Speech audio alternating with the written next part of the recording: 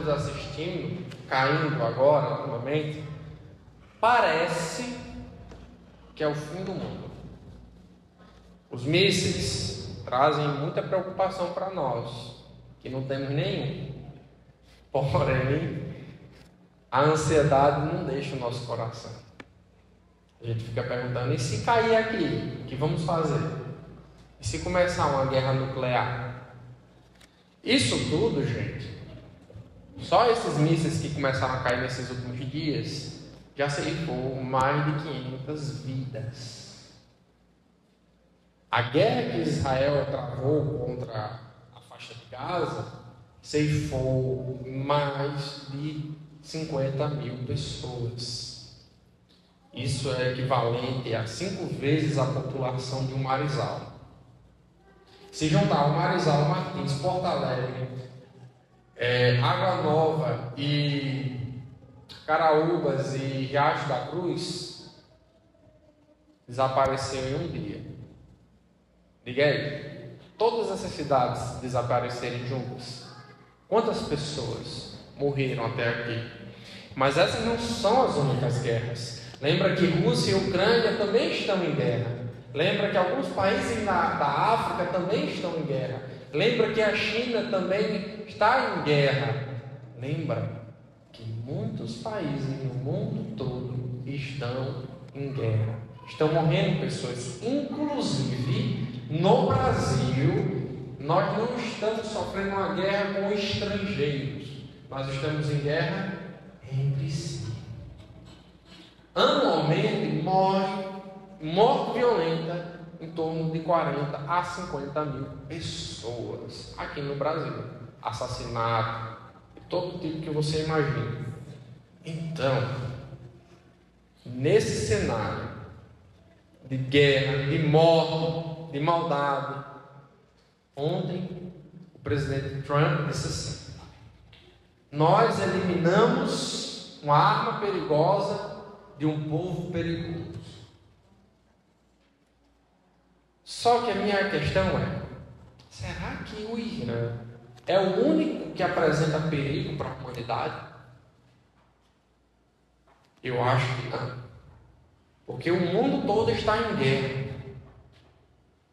Nós vivemos com medo. E para não ficar só na minha opinião, deixa eu lhe contar uma outra história para ver se convence vocês. Abram em Gênesis capítulo 6, a partir do versículo 5. Gênesis capítulo 6, a partir do verso 5. Nós leremos mais porções, mas por enquanto só Gênesis 6, a partir do verso 5. Livro de Gênesis, capítulo 6, a partir do verso 5. O livro diz assim: o Senhor viu. Vamos fazer o seguinte, vamos ficar em pé e fazer essa leitura. Gênesis 6, a partir do verso 5. Só o 5. O Senhor viu que a perversidade do homem tinha aumentado na terra, e que toda a inclinação dos pensamentos do seu coração era sempre e somente para o mal. Vamos orar? Bendito Deus, louvamos ao Senhor por esta noite e damos graça que o Senhor tem abençoado esta igreja. O Senhor tem curado doentes, tem aberto oportunidades, tem salvado vidas, tem usado os irmãos aqui para abençoar vidas, tem nos usado, Senhor, para mudar a história dessa cidade.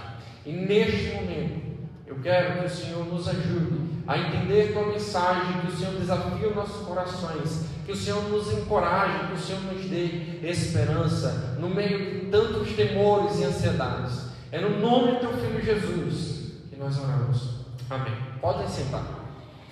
Antes de mais nada, antes de entrar aqui nessa história, deixa eu explicar um pouquinho do livro de Gênesis para que a gente não fique perdido. O livro de Gênesis, ele foi escrito para o povo de Israel, este mesmo que está guerreando atualmente, só que há muito tempo atrás, antes mesmo deles se instalarem naquele canto.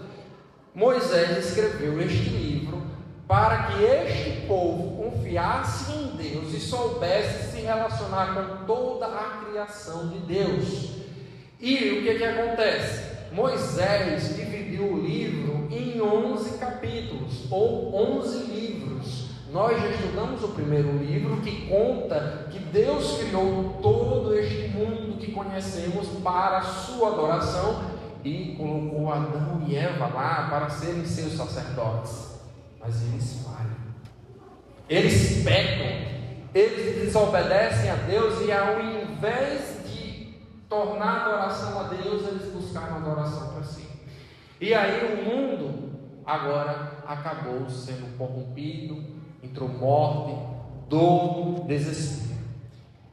Aí entra o segundo livro, o livro da história de Adão, capítulo 5 de Gênesis. E a marca desse livro é morte. E morreu, e morreu, e morreu, e morreu, e morreu, e morreu. E quando chega em Enoque, Deus arrebata. E quando chega em Moisés, há uma promessa de restauração, uma promessa de renovo. Porém, aquele fardo ainda continua sobre a humanidade, mostrando que Adão não tinha capacidade, e os descendentes de Adão, de trazer aquela restauração. E agora nós chegamos na última parte desse livro, a história de Adão. Como é que terminou? Vejamos. Versículo 1, capítulo 6, versículo 1. Como se foram multiplicando os homens na terra, e lhe nasceram filhas, vendo os filhos de Deus, que as filhas dos homens eram formosas, tomaram para si mulheres, as que entre todas lhe agradavam. Então disse o Senhor: o meu espírito não contenderá para sempre com o homem, pois este é carnal, e os seus dias serão 120 anos. O que acontece aqui? Quando Deus fala com Eva, ele diz: eu colocarei inimizade entre a tua semente e a semente da serpente. Colocarei inimizade entre essas duas descendências. E Eva pensou que Caim era a descendência prometida, mas na verdade Caim era a descendência maldita e matou Abel. E aí Deus concede a Eva outro descendente que seria um descendente divino, um descendente, por assim dizer, que acreditasse em Deus, que foi o caso de Sete. Então nós temos um contraste. Enquanto a descendência de Caim vira uma descendência malvada, que começa a ter bigamia, que começa a promover o assassinato, nós temos a descendência de Sete, que ora, que invoca o nome do Senhor. Todavia, essa descendência é corrompida. O texto nos diz que quando os homens se multiplicaram, aparentemente cumprindo a ordem do Senhor, lembra que Deus deu a ordem para Adão: multiplique-se e domine a terra. Aparentemente eles estão obedecendo a Deus, mas como essas pessoas que são inimigas de Deus, multiplicando-se, estão obedecendo a Deus? Essas pessoas que perseguem a Deus, como elas estão obedecendo a Deus? E o pior não é isto. O pior é que agora os descendentes que Deus separou para promover a salvação, eles se renderam à cultura. Eles se misturaram com a outra descendência, guiados não mais pela palavra de Deus, pela fé e pelo temor, mas agora eles estão guiados pelo seu prazer, pelas suas vontades. Quando Eva, enganada pela serpente, olhou para o fruto, o texto nos diz que aquilo ali foi desejável para ela. Isso lhe causou desejos, sentimentos. E assim os filhos de Deus agora colocaram de lado a sua santidade e aí se misturaram, movidos pelos seus desejos. Mas como isso é mal para a humanidade? Como isso é ruim? Como isso faz com que cheguemos a guerras, a mortes? Como é que um casamento pode trazer tantos prejuízos? Deus não está sendo tão severo não com eles? Bem, veja o seguinte. Em Gênesis e na história de Israel, casamentos foram utilizados para promover a destruição. Gênesis apresenta alguns casamentos ruins. Por exemplo, Judá, ele se casa com pessoas ímpias e ele tenta enganar sua nora. Quando Israel sai do Egito, anos depois, Balaão tenta amaldiçoar Israel e não consegue. Sabe o que ele faz? Ele pega filhas de amalequitas e colocam para dormir com os judeus, a fim de que estes passem a adorar aos deuses e promovam promiscuidade, e desse modo Deus abandone a Israel. E qual foi o resultado? Muitas mortes. Deus deu ordens claras para a nação de Israel que era proibido eles se casarem com as nações que eles expulsariam. Essas nações que adoravam outros deuses, essas nações que viviam em pecado, Deus deixou bem claro para que vocês não sejam desviados. E sabe o que aconteceu? Israel não ouviu a Deus e foi corrompido e caiu e foi para o cativeiro. Pronto. Casamentos foram utilizados para desviar a salvação que Deus tem para a gente. E assim, meus irmãos, o cenário ficou tão complicado, mas tão difícil, que Deus disse assim: por causa da perversidade do homem, meu espírito não contenderá, não agirá com ele para sempre. Ele viverá apenas 120 anos. Algumas pessoas entendem aqui que Deus está reduzindo o tempo de vida das pessoas para 120 anos, mas não é isso que significa. Noé viveu mais tempo do que isso, Sem viveu mais tempo do que isso, Abraão, Isaac e Jacó. Todavia, Deus deu um prazo de arrependimento para aquela nação, aquela geração, 120 anos para eles se arrependerem. Caso contrário, Deus destruiria todos eles. Aí nós começamos a ficar desesperados novamente. E agora? A maldade está ali, a maldade está tomando conta de todo mundo, inclusive das pessoas que Deus tinha separado. E agora o que nós podemos fazer? Deus colocou até um prazo de validade na vida humana. Deus vai exterminar toda a humanidade. Agora nós entramos em desespero novamente. Tudo está perdido. Calma aí. O texto ainda vai piorar a situação. O texto vai falar de gigantes. Lembra de Golias? Lembra que Israel destruiu muitos gigantes? Pronto, aqui é dito o seguinte sobre eles: ora, naquele tempo havia gigantes na terra, e também depois daquele tempo, quando os filhos de Deus possuíram as filhas dos homens, a quais lhe deram filhos. Estes foram valentes, varões de renome da antiguidade. Pronto, o texto está dizendo aqui o seguinte: dentro desse prazo que Deus deu para arrepender, o que esperava que acontecesse? Que a humanidade se arrependesse, que a humanidade voltasse atrás, que esses descendentes que Deus separou, eles agissem com a função que Deus separou e chamassem a humanidade para o arrependimento. Mas não foi isso que aconteceu. A crueldade, a maldade continuou crescendo. Estes gigantes faziam atrocidades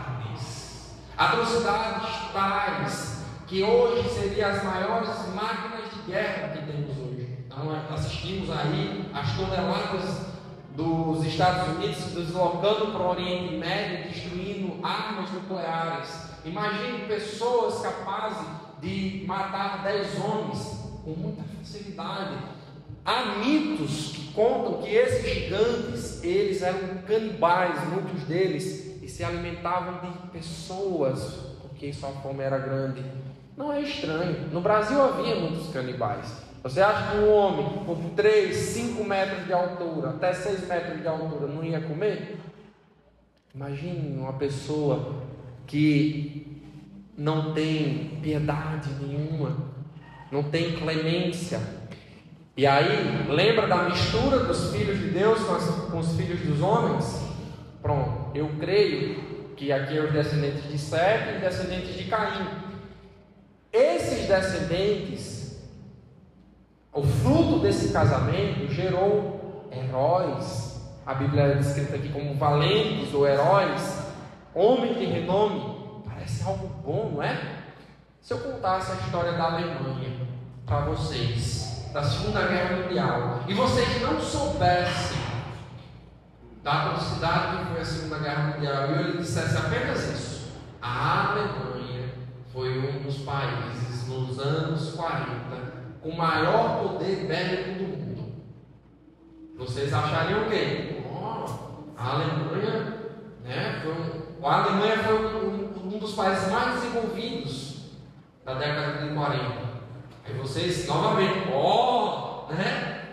Agora veja só, assim como esses, muitos reis poderosos fizeram barbaridades, destruíram várias famílias, mataram pessoas, abusaram de mulheres. Então você começa a entender que o contexto era de uma guerra generalizada no mundo todo, onde não havia piedade, onde os grandes faziam o que queriam, onde não havia paz. Mas o texto não para por aí. Depois de contar o que está acontecendo, agora Deus faz uma avaliação da situação. Versículo 5: viu o Senhor que a maldade do homem se havia multiplicado na terra, e que era continuamente mal todos os desígnios do seu coração. Então o Senhor vai tomar algumas ações, mas preste atenção na avaliação que Deus faz. O homem não é bonzinho, o homem é mau. O homem multiplica as suas maldades. O homem é inteiramente corrompido. Não existe 1 centímetro no homem que não seja corrompido, que não seja contaminado pelo pecado. Os desejos, os pensamentos, as ações está sendo avaliado aqui por Deus e dito o seguinte: não há parte sã. O homem é completamente mau, e quanto mais eles se multiplicam, mais a maldade aumenta. Faça um teste. Você sai daqui de Marizal e vai para Mossoró. O que você encontra? Mais gente. E o que você encontra com mais gente? Mais maldade.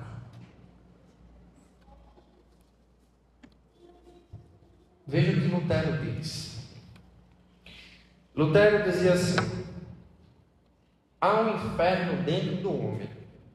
Dentro do homem existem muitos males. Aqui abre aspas.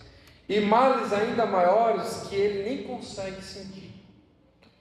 Todos os homens mentem. E mentir é sair da realidade. Mentir os afasta de Deus. E o que é o inferno, se não é a gente se afastar de Deus?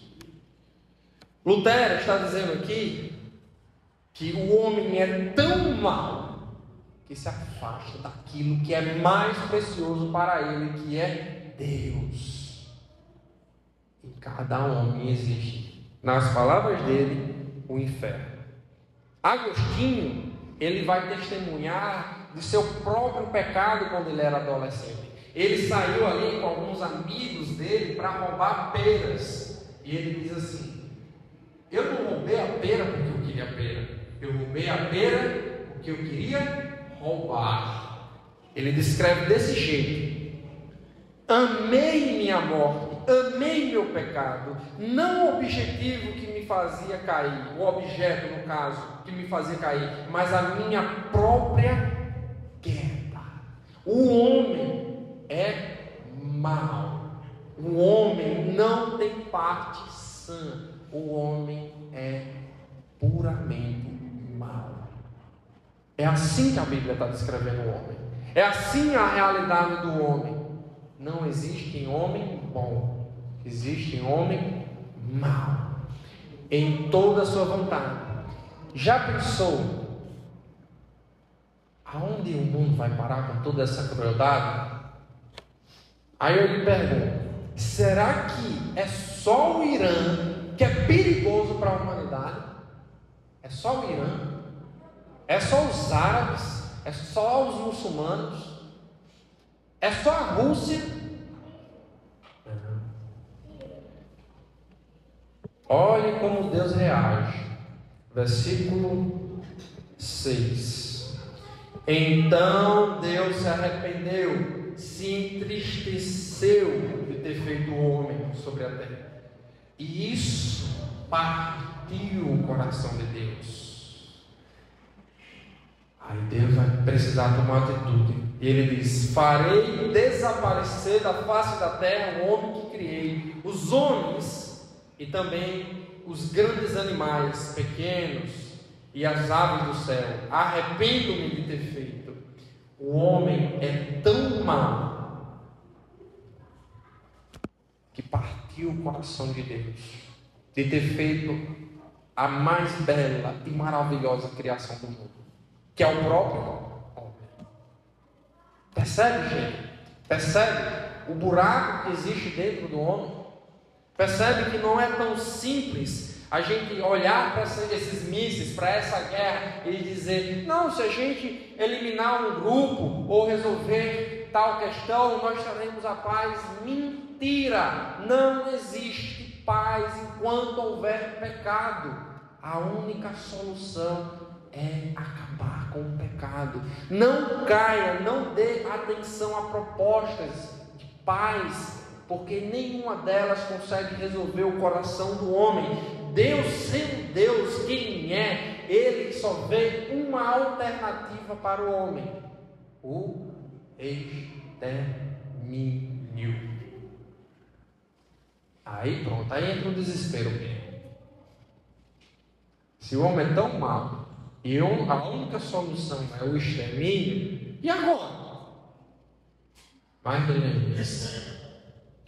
mesmo Deus sendo justo, mesmo Deus amando a si mesmo acima de tudo, Deus ainda assim se compadece. Deus ainda assim sente pena desses malvados, desses que perseguem a Deus, da gente. Estou falando da gente, não é de outras pessoas. Nós somos seres humanos.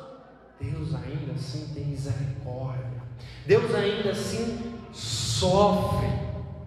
E aí entra a pessoa de Noé. Noé achou graça diante de Deus. Aí alguns podem imaginar: então Noé foi o sortudo da humanidade. Ele nasceu perfeito e sem pecado. Não, gente. Noé achou graça diante de Deus, de modo que, mesmo Noé vivendo num meio corrupto, mesmo Noé com inclinação para desobedecer a Deus, porque a descendência divina desobedeceu a Deus, não foi somente a descendência corrupta, mesmo Noé vivendo entre pecadores, vivendo numa sociedade perigosa, uma sociedade belicosa, e foi justo por causa da graça de Deus. Isso é um milagre. Isso é um milagre. Noé, seu único justo. Isso é um milagre. Isso é a misericórdia de Deus mostrando uma luz no fim do túnel, trazendo uma alternativa. Aí você pergunta: mas por que Deus escolheu Noé entre toda a humanidade? Aí você fez uma pergunta difícil. Mas Noé se tornou justo por causa da graça de Deus. Nós estamos aqui reunidos, visitando a igreja e até mesmo salvos em Cristo Jesus por causa da graça de Deus. Então, amados, quando Ele separou Noé, agora pense, Noé passou 120, na verdade passou mais tempo, mas ele passou mais ou menos 120 anos chamando a humanidade ao arrependimento e ninguém se converteu. Só entrou ele e a família dele na arca. Imagina a solidão daquele homem. Imagina a luta que ele travou dia após dia, os medos, os livramentos. Mas ele foi fiel, por causa da graça de Deus. A graça de Deus sustentou um pontinho branco no meio da multidão de mísseis. Por causa da graça de Deus. Então, anote aí. Desista de achar méritos e soluções na e com a humanidade. Porém, dobre-se diante de Deus, porque a humanidade é corrompida e Deus é gracioso. Gente, por que nós temos guerras? Por que nós temos violência? Por que nós temos todo esse terrorismo, essas facções, esse movimento de gente? Sabe por quê? Não é uma sociedade desenvolvida, não é um homem ou uma mulher, é nós, é o nosso pecado. A culpa é nossa. O motivo de vivermos inferno constantemente é por nossa culpa. A irmã Marilene deu um ótimo testemunho aqui e explicação. Nós vivemos em guerra por nossa culpa. Nossa. Por isso eu disse, não dê atenção a nenhuma proposta de trazer paz, porque não funciona. E toda vez que uma proposta dessa tenta impetrar, forçar a paz, ela causa mais males e sofrimento. Isso está bem claro na história da humanidade. Quando grupos tentaram trazer a força e a fé ou a paz, não conseguiram. E quando o povo de Deus baixou a guarda para tentar outros meios de paz, eles se perderam. E nós, irmãos, não podemos perder esse entendimento. Lembre-se, não é o sexo masculino nem o sexo feminino. Não é o homem que nasceu com problema, nem a mulher que nasceu com problema. É a humanidade. Todos estão corrompidos. Não é a Rússia, não é os muçulmanos, não é Israel, é a humanidade, sem distinção, é a humanidade. Então, mesmo que não seja bom, nós ainda veremos muitas guerras. Deus é longânimo. Olhe só, Ele deu 120 anos para aquelas pessoas. Aquelas pessoas não viviam 60 anos. Lembra? Adão morreu com 900 e tantos anos. Quanta maldade uma pessoa dessa podia fazer ao longo da sua vida? A pessoa podia ter mais de 20 faculdades, aprender a fazer armas nucleares, poder construir uma cidade, como foi o caso de Caim. E Deus ainda tolerou aquele povo por 120 anos. Mais do que isso, vamos trazer para a nossa época. Deus tem tolerado a humanidade toda. Tem nos tolerado, Deus tem tolerado constantemente. Mas preste atenção.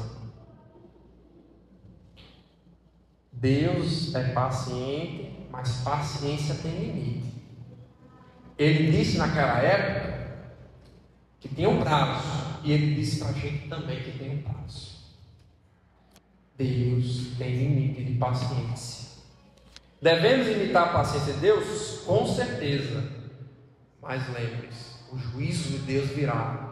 Tudo isso, essas guerras vão acabar. A gente estava vendo isso ali na EBD. Porém, Deus nos deu um prazo para a gente agir. Deus deu um prazo para o mundo se arrepender. Então, assim, se tem alguém entre nós que ainda não se rendeu, não foi agraciado, não achou graça diante de Deus, não perca este prazo. Existe apenas uma coisa que impede você de morrer imediatamente, é a mão de Deus. Mas dia após dia nós oferecemos razões para Deus nos matar, porque nós pecamos. Porém, a graça em Jesus Cristo nos cobre, nos perdoa. A graça em Jesus Cristo nos substitui, nos traz uma nova esperança. A graça de Jesus Cristo nos liberta desse juízo e traz agora para sermos amigos de Deus. A graça de Jesus Cristo nos permite vivermos vidas transformadas. Então, se você ainda não foi agraciado, renda-se a essa graça. Amém? A pior coisa que pode acontecer com o homem é ser entregue à própria vontade. Você já ouviu aquela frase? Siga seu coração. Faça o que lhe faz feliz. Isso é muito comum vocês ouvirem. Muito comum. Vá atrás dos seus sonhos. Seja feliz. O importante é ser feliz. Essas pessoas que estavam buscando a felicidade delas. Então, sabe o que você deve fazer com isso? Corra, não seja feliz, não siga o seu coração. Se você fizer isso, você está buscando destruição. A felicidade do suicida é tirar a vida. A felicidade do psicopata é matar pessoas. Então não siga. Nós somos uma sociedade suicida e psicopata, porque nós vivemos o pecado. Temos o inferno dentro de si, como diz Lutero. Então corra, não atenda ao seu coração. Atenda a Deus, a Deus. Nós precisamos reconfigurar as nossas emoções. O pecado, ela destroçou os nossos pensamentos, as nossas alegrias. Como é que uma pessoa tem alegria em maltratar a outra? Não tem sentido. Como é que uma pessoa tem alegria em se autodestruir? Não tem sentido. Então, corra, tenha cuidado, porque nós corremos muito perigo com essa frasezinha. Siga o seu coração. Nosso coração é enganoso, irmãos. Nosso coração é perigoso. Trazer as pessoas para Jesus hoje é uma das atividades mais urgentes que nós temos. Então, os mísseis estão caindo. E vocês acham? A gente está perto do fim do mundo. Acertaram. Estamos caminhando para isso. Quem está salvo, beleza. Deus vai restaurar tudo. Vamos estar felizes da vida. Mas as pessoas que estão perdidas vão morrer. Vão sofrer o juízo de Deus. A gente pode perder de conquistar um carro, mas essas pessoas vão sofrer a eternidade. Então vê como é urgente esse prazo, perceber que a paciência de Deus tem limite, perceber que as pessoas, os nossos amigos, os nossos parentes precisam muito mais da nossa ajuda, perceber que nós não podemos se intimidar, fraquejar, voltar atrás e não deixar de amar essas pessoas. Veja que Deus, mesmo diante de uma humanidade que enfurece Ele constantemente, que aumenta a sua fúria, Deus ainda assim é compassivo. Nós precisamos pegar um pouco deste amor e ter clemência. É ruim sofrer com o pecado? É ruim sofrer um assalto, é ruim ser enganado, é ruim ser machucado, é ruim perder parentes, é ruim o pecado, sim, é ruim. E nós devemos se alegrar com a justiça de Deus? Com certeza, Deus deve ser o nosso maior amor. Mas uma pessoa que morre debaixo da ira de Deus é terrível. É tão terrível que parte o coração de Deus. Mesmo Deus irado contra ela. Então, essas pessoas que são punidas, a gente até diz assim, ó, bem feito. Cara, é a justiça de Deus, certo? Mas tenha clemência. Tenha a clemência de realmente pedir para que, antes que ela chegue a esse ponto, Deus transforme e salve, para que ela não parta para algo pior.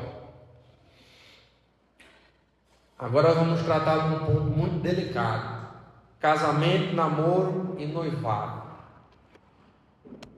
Qual foi o problema aqui da descendência divina? Usaram o casamento como instrumento para salvação e se perderam. Eles se renderam à cultura. Eles amaram mais aos descrentes do que a Deus. Problema de Israel: casamentos.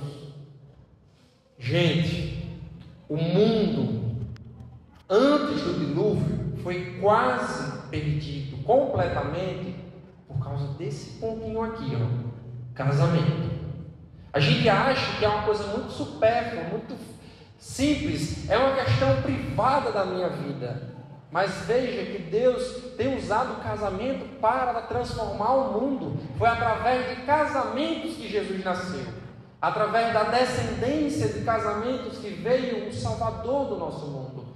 E é através desses casamentos que Satanás também tem utilizado para destruir famílias, para separar pessoas, para afastar crentes. E nós precisamos ter uma consciência mais aguçada dessa armadilha satânica. Nós não podemos fraquejar, irmãos. Deus ama o casamento. Deus quer o melhor para seus filhos, mas nós não podemos ser injustos com Deus. Imagine só, eu quero casar com uma pessoa, ter um relacionamento, sonhar com o futuro, com uma pessoa que odeia a pessoa que eu mais amo. Faz sentido? Não faz. Deus é o nosso maior amor. Se a pessoa não ama a Deus, não faz sentido de eu ter um compromisso profundo desse.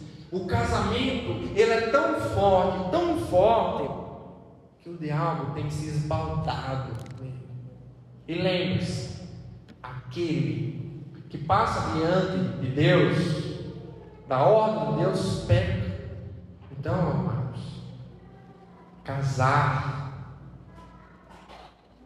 buscar um relacionamento nesse nível, como descrente, é pecado. Você está agredindo a Deus, mas também você está colocando-se em risco. Eu conheci um pastor, na época, ele não era pastor, que ele deu o testemunho dele dessa época. Ele era descrente, namorava com uma moça descrente, e nesse namoro eles passaram as dificuldades e procuraram separadamente, sem se comunicar um com o outro, amigos que eram crentes, e começaram a ter um estudo, e eles se converteram, e não contaram um para o outro, e os dois entraram em crise. Pronto, eu me converti, e meu namorado é descrente, e minha namorada é descrente, o que eu vou fazer? E eles choraram. Aí, não, eu amo a Deus. A pessoa é maravilhosa, mas eu amo a Deus. Meu amor é por Deus. E aí esse relacionamento não pode continuar. Então, ligar um para o outro, temos que se encontrar. Então, é uma coisa séria que eu preciso falar com você. Aí os dois chegaram lá. Aí disse: o que é? Você quer falar comigo? Não, primeiro você. Não, primeiro você. Vamos dizer nós dois juntos? Vamos. Acabou o relacionamento. Porque eu virei crente. Aí olharam para o outro. Ele virou crente? Foi. Eu também. Vamos voltar? Pronto, aí voltar. Às vezes tem um final feliz. Eu conheço histórias com muitos finais felizes nesse assunto, mas às vezes não tem. E o nosso final feliz é com Deus, certo? Nosso final feliz é com Deus. Nós não podemos baixar nossa guarda. Nós precisamos se comprometer com Deus. Nós precisamos amar a Deus, mesmo que às vezes isso nos doa, para que a gente evite de correr esses riscos.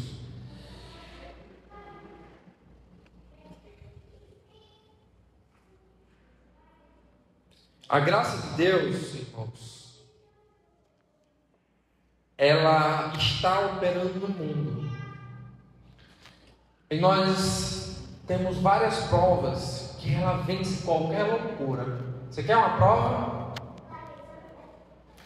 Pegue seu celular sem desbloquear e olhe na tela dele. Pode olhar. Você vai ver uma prova que a graça de Deus vence a maldade. A graça de Deus venceu o nosso coração. Eu não escolhi estar aqui.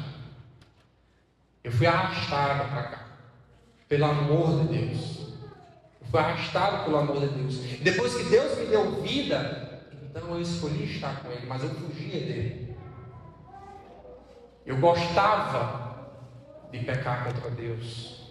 E é assim todo pecador. Não temos que fazer arrudeio. Não. Quem peca, gosta de pecar. E quem não é salvo, ama essa vida. Prefere ir para o inferno queimando do que estar com Deus. Então olhe para si e veja como a graça de Deus é surpreendente. Mesmo no mundo mal, Deus está agindo. Isso é para a gente louvar a Deus. Isso mostra que nós podemos ter esperança. Então não perca a esperança, meus irmãos. Mesmo com essas maldades, esses carinhos, essas guerras, essas perseguições, Deus está agindo. Deus está salvando. Deus está segurando a sua igreja. Deus tem dado vida. Deus tem dado alimento para a gente. Deus tem salvado. Deus está agindo. Olha, a nação de Israel é uma prova do amor de Deus, porque mesmo eles não merecendo, Deus tem sustentado aquela nação. Amor de Deus. Então, queridos, a gente chegou num ponto muito escuro, não foi? De desespero, maldade, juízo, mas Deus é gracioso. Deus supera a nossa maldade. Nós podemos ter esperança em Deus, que mesmo com o que parece impossível, Deus resolve. A gente pode até cantar essa música, né, para encerrar. O Irã é perigoso, mas todos os homens no neutro, viu? Homens no neutro, a humanidade também.